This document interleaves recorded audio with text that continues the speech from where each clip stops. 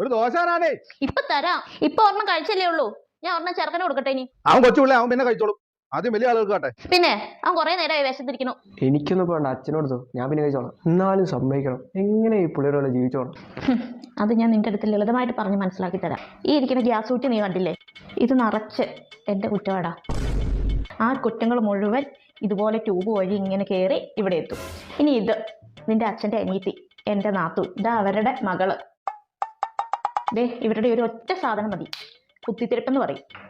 ദേ ഇതങ്ങ് നിന്ന് കത്തും. ഈ കത്തണ സാധനം എന്താണെന്നറിയാവോ? അങ്ങനെ കത്തിക്കൊണ്ടിരിക്കുന്ന ഇതിൻ്റെ മുകളിലാണ് ദേ ഈ വീട് ഇരിക്കുന്നത്. ഇതാണ് നമ്മുടെ വീട്. തീൻ്റെ മൂടനുസരിച്ച് ഇത് കൂട്ടുകയും കുറയ്ക്കുകയും ചെയ്യും.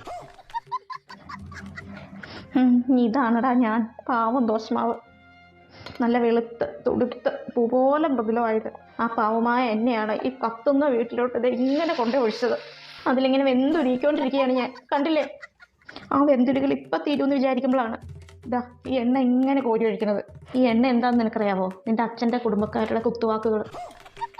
അതൊക്കെ കേട്ട് നൊന്ത് സഹിച്ചിരിക്കണം ഞാൻ. ഇപ്പം തീരുമല്ലോ എന്ന് വിചാരിച്ചപ്പോൾ എന്നെ അങ്ങ് തിരിച്ചിട്ട് വീണ്ടും വേവിച്ചു.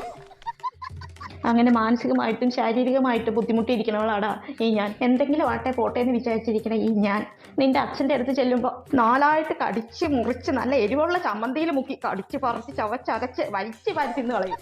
മിക്ക വീടുകളിലും ഞങ്ങളുടെ പെണ്ണുങ്ങളുടെ അവസ്ഥ ഈ ദോശയുടെ പോലെയാണ് കൊച്ചേ.